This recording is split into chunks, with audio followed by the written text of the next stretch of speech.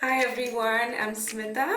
I run a social enterprise named Earthoholics in Mumbai, India. Currently, I live in Stuttgart, Germany, as I'm pursuing my master's in organic agriculture. Back in Mumbai, I founded Earthoholics in the year November 2011 with a vision to encourage people to grow their own food in the city open spaces and also on the rooftops.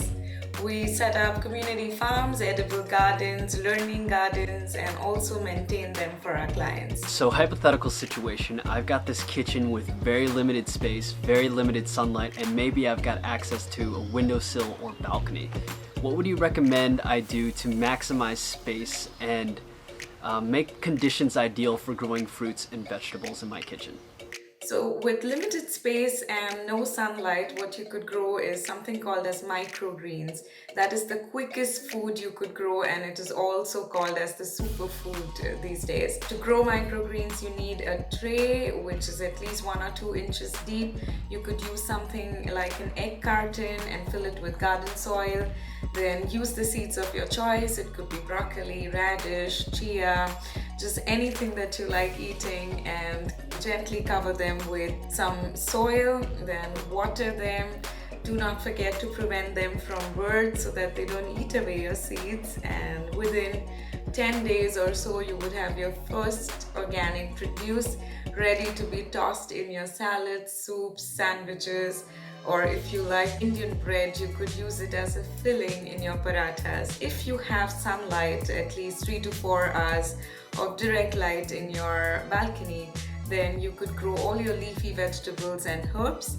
And if you have much more sunlight, let's say 6 hours of direct light, then you could grow all your fruiting vegetables. Always try and use your space vertically and not just look at your space horizontally. So try to grow your herbs in hanging baskets or suspended on hooks. Use the wall panel to grow your other herbs or leafy vegetables in case if you have limited sunlight. What got you interested in building green awareness? So I never imagined that I could ever do anything related to environmental awareness or plants per se, because I studied business management all my life, and I was handling my father's consumer electronic business, and I was happy with what I was doing.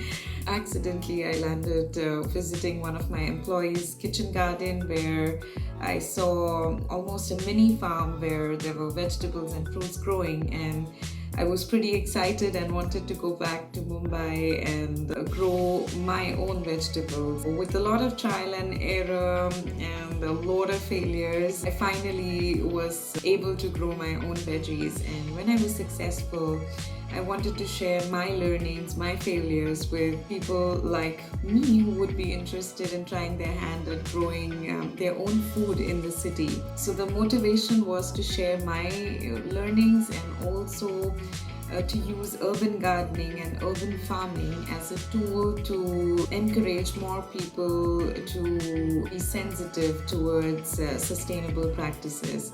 So I think that's how it all began. Do you think that urban gardening can help the people of Mumbai address their sustainability challenges on an individual level?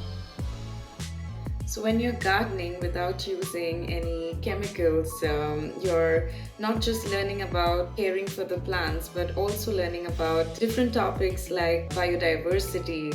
You're learning about companion planting, the importance of pollinators, why are they necessary, and all these small things really open up your mind towards other environmental issues. We've observed that most of our participants are more open to listening and adopting sustainable practices in their everyday lives. So, definitely, urban gardening has a positive impact in many ways. If there are community farms in the city, and if there are educational institutions, large corporate organizations, or just the government promoting and encouraging people to have much more community farms, because we have a lot of empty rooftop space which is not utilized for anything. So those could be converted into urban farms or rooftop farms, and one could use the biodegradable waste generated at source, convert it into compost and use it for the rooftop farms. And in this way,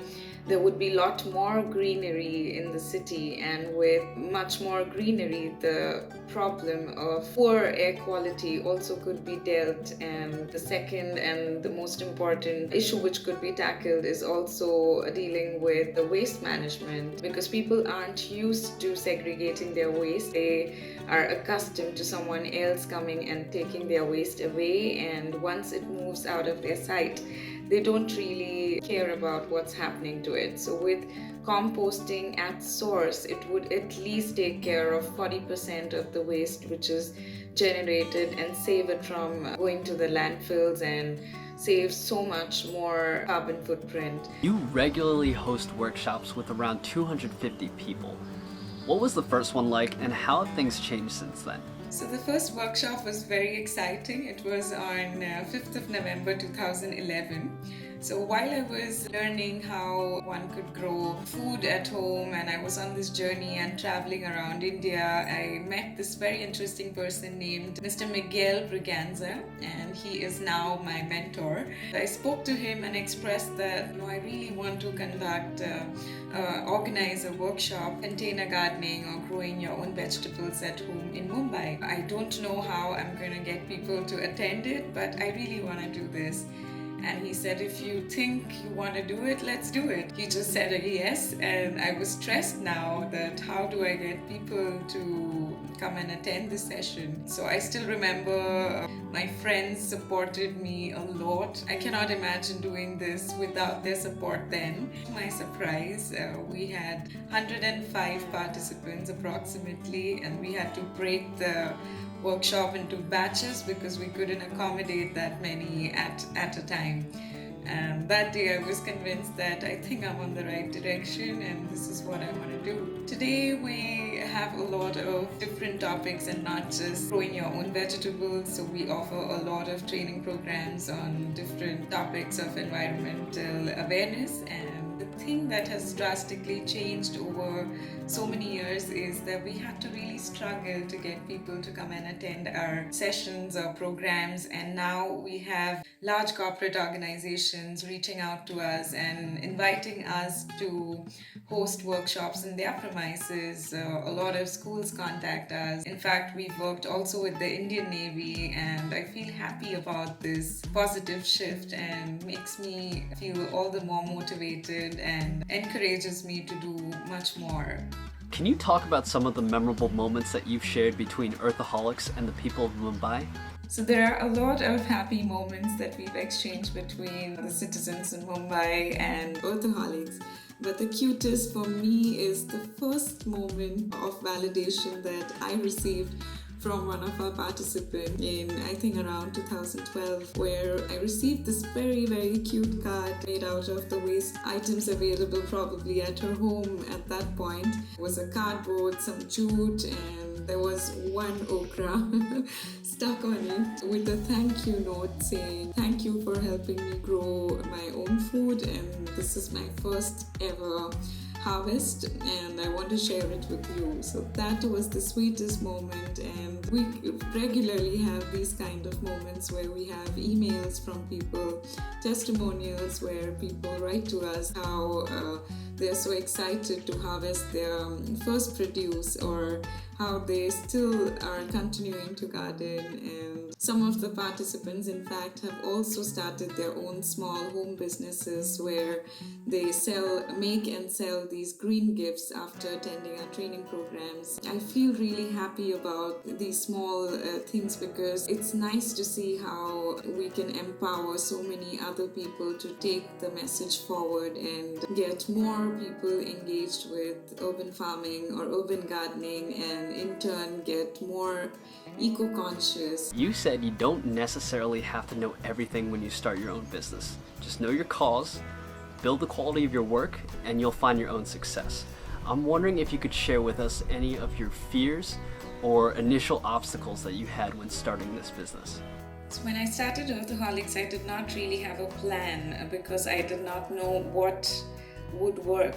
All I knew that I wanted to create environmental awareness, but I had no idea how, because I kept thinking, how can I reach out to the people in the best possible manner? So we kept on doing a lot of exhibitions, events, seminars, workshops. The focus was on the cause and not so much on financial sustainability, because of which we made a lot of losses in the initial years. But the good thing was that we kind of figured out what is it that the people in Mumbai really need, and which is the topic we would want to focus on to create more eco-consciousness. And that really helped, and I was able to design products and services which people would be happy to pay a price. So I think eventually it was all worth it.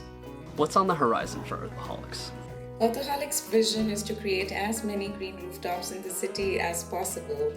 So this year we have this very exciting project where we are working with the women living in the slums of Mumbai by building a project for them which involves waste management and community farming. I'm really looking forward to the project execution around the end of this year. Besides, we would be setting up our office in Munich, Germany around the second half of next year and offering our corporate training programs on environmental awareness to the organizations in Munich and Stuttgart. So looking forward to all the collaborations and new developments, and super excited. Where can someone go to set up a workshop, volunteer, or learn more? So if you wish to conduct any workshop or seminars, you can contact us on info@earthoholics.com or simply visit our website at earthoholics.com or follow us on our Facebook and Instagram pages. Thank you.